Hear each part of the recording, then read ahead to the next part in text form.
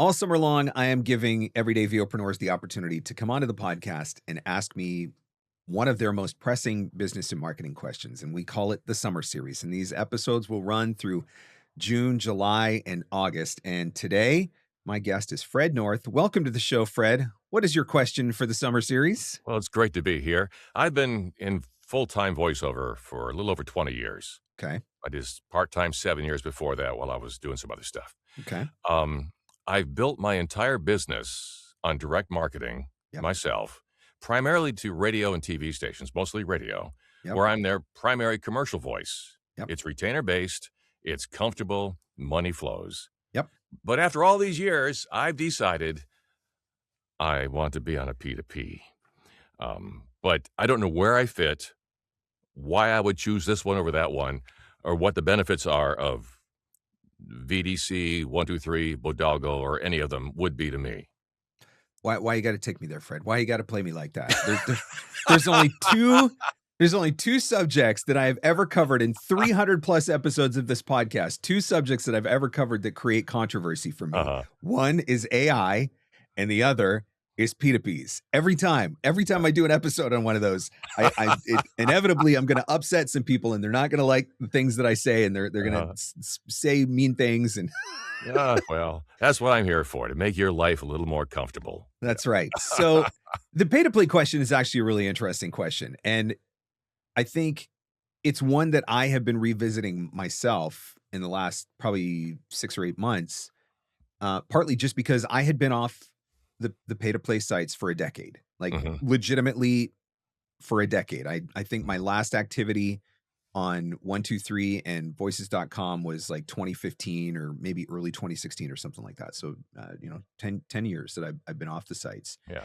And a lot has changed. A lot has changed in how some of the sites work. And so I've been exploring a little bit myself, where are we at? What's going on? What is happening in the pay-to-play space today?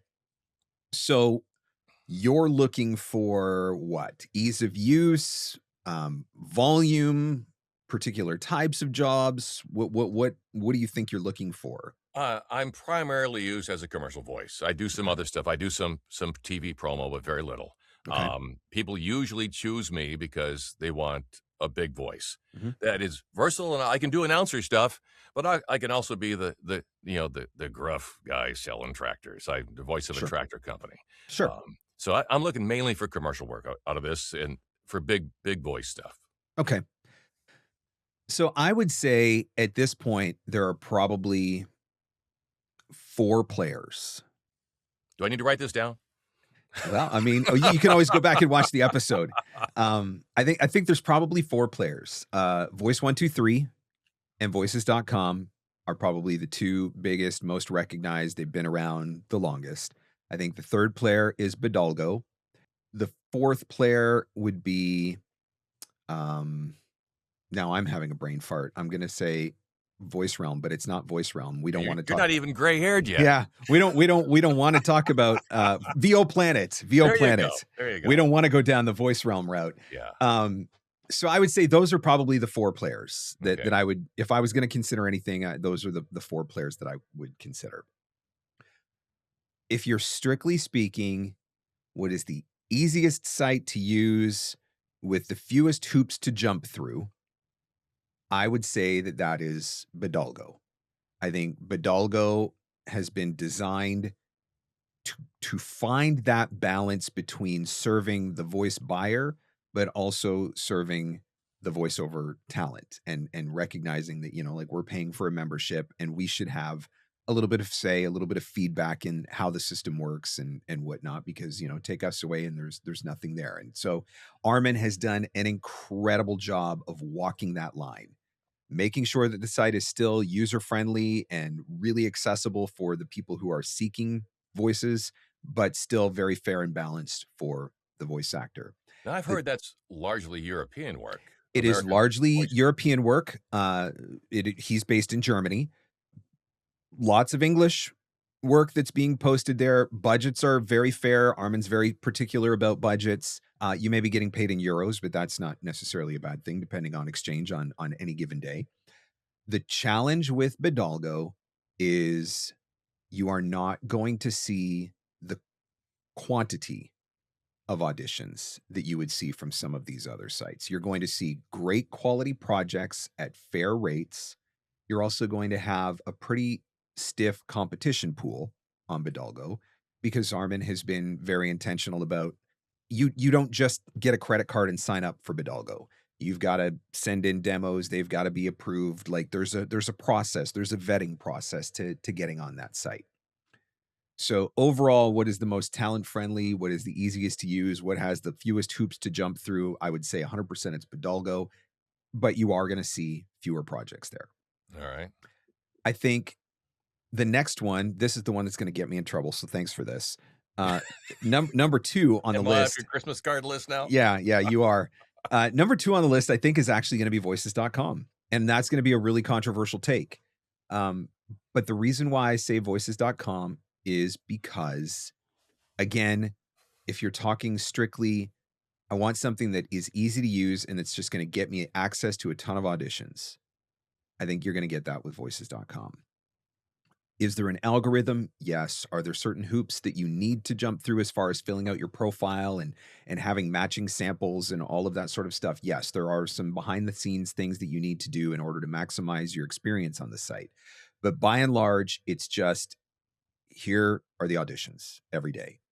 They do not do membership tiers. Everybody pays the same price. Everybody has the same potential access to opportunities. Again, based on filling out your profile, uploading all the required samples, et cetera, et cetera, et cetera. Are there downsides to voices.com? No question. On managed projects or professional services projects, whatever they're calling them now, I got kicked off the site 10 years ago for calling them out for taking a 92.5% commission. I caught them taking a 92.5% hidden commission. That seems high. It seems a little high. It seems a little high. They claim that they don't do stuff like that anymore. Whether or not that's true, I'm not entirely sure. So if you ever see the professional or managed service projects, just know that there is a distinct possibility that they are taking a hidden commission that neither you nor the client is aware of. Okay. For the everyday projects that are just posted straight to the platform and you just have the opportunity to audition for, if I understand it correctly, you will pay 20% commission for them collecting the payment, which, you can debate or argue the merits of, but I mean, most of us with agents pay 20% to our agents when our agents bring us work, and we don't complain about it when our agents are bringing us work, but we do complain about it when an online casting site does it. That's fine. If you don't like it, you don't have to sign up, right? But those are the rules of the site. Definitely a higher volume of work as far as the number of auditions that are posted on a daily basis, and no punishments that I understand if you submit too much, which does happen on Voice 123. We'll get there in a second. So I would say with voices.com, it's a level playing field because there's only one tier of membership. You can tilt the scales a little bit in your favor simply by how you fill out your profile. If you just go on to voices.com and upload a couple of full-length demos, you're not going to have as good of an experience as somebody who goes on and uploads 50 or 60 different clips, and each one of those clips represents a different type of read. Right? Oh. This is my blue collar read. This is my big voice read. This is my announcer read. This is my monster truck read. Whatever the reads are that you've got, right? You want to have a sample for all the reads that you can do, and that is going to tilt the scale somewhat in your favor as far as getting access to the auditions. I feel like I'm getting a free consulting session here when I'm asking. Well, I mean, hey, that's what this is all about, right? And don't worry, if I'm wrong, somebody will let me know in the comments. Loop me in, will you? Yeah. So that's voices.com. Definitely some controversy around the site. There's questions about what they're doing with, there seems to be a lot of question about whether or not they're using your samples for AI training purposes. My understanding is that is not actually the case. It's just a misunderstanding in the terms of service agreement. But they do offer AI and AI voices and whatnot as an option, as does Voice 123. Voice 123 is the one that I'm currently on. One of the OGs. Voice 123 can get you access to a large quantity of projects, but you are going to have to pay for that access. They have multiple membership tiers. Um, when I first signed up for the site in October, having not been on it for a decade, I signed up at the $888 tier, so $888 for the year, which is their third highest tier. And I saw almost nothing to audition for. It Wow. wasn't great. You start out in the lower percentiles, and the idea is when you audition on that platform, you want to get likes or you want to get bookings. And if you get those likes and you get those bookings, you can improve your ranking in the system. And so then the higher tier you go, the 50th percentile to the 40th to the 30th to the 20th to the top 10 percentile, the higher percentile tier that you are in, the better your auditions are, the more access that you get. The challenge is when you start out in the bottom 50, it's really hard to work your way up because you're already seeing such a limited number of Yeah. auditions. Some people are under the mistaken impression that you just, well, then just buy a higher tier. Well, the next tier up is 2,200 for the year. And yes, you can pay 2,200 for the year, but it doesn't necessarily correspond with getting access to more auditions, because if you're still in a lower percentile, you're still not going to see great auditions. So Voice 123's argument, I think, is that it encourages you to be really strategic about what you're submitting for, right? Don't just go in and submit for everything. You've got to really choose the projects that you're submitting for and try to choose the things that you're the best match for. And there's definitely validity to that argument.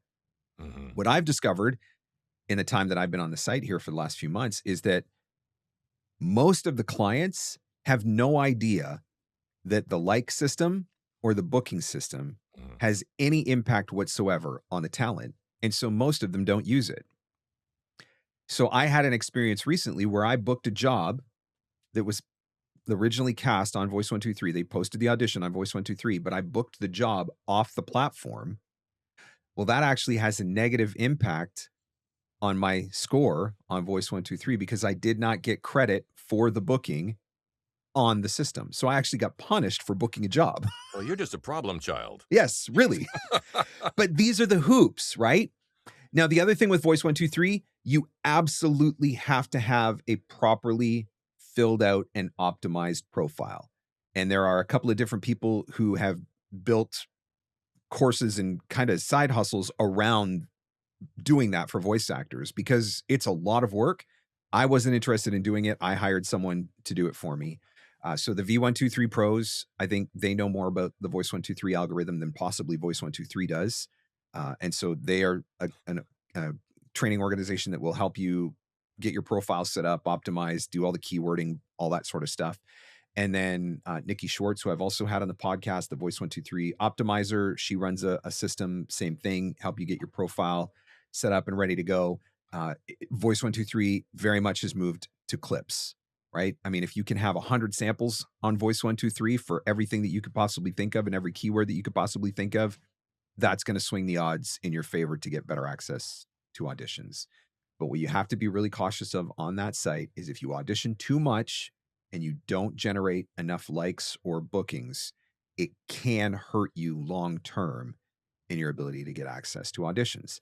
And that's why I think, for that reason alone, I think voices.com is just, it's an easier platform to Hmm. use, regardless of how people feel about certain things and, some of the business practices that took place a decade ago that we've never really gotten over or whatever.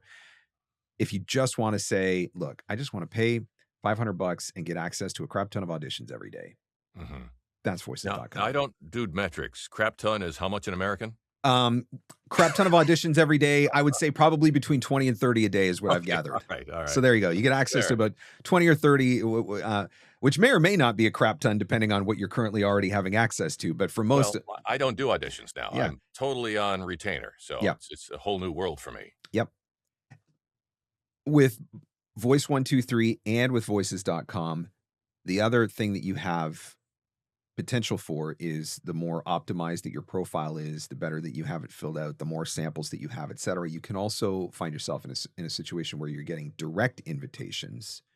So you may not have to go through the general casting. Mhm. They may just come to you directly, or they may just invite you directly to audition for projects, but there may be fewer people who are auditioning because, Okay. they may just go out and invite 10 of their chosen favorite voice actors or whatever. And I have had a couple of those experiences as That's well. cool. And then the other one that I mentioned before was VO Planet. Um, Similar to Bodalgo, great site, top tier talent, top tier bookings, top tier rates, but very limited quantities Mhm. in comparison to a 123 or a voices.com. So I would say those are probably the 4 that you're going to look at.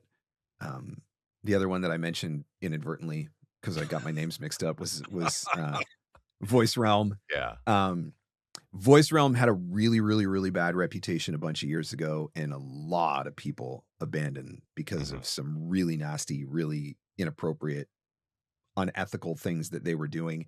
I've heard in the last couple of months that maybe they're under new ownership now, and maybe they've started to clean up their act a little bit. But until I have greater confirmation of that, I would be hesitant to send anyone to Voice Realm. All right. Well, I really appreciate your insight on this because, like I said, I've lived my way outside of the world of most VOs, and Yep. it's really been good. Yeah. But 100%.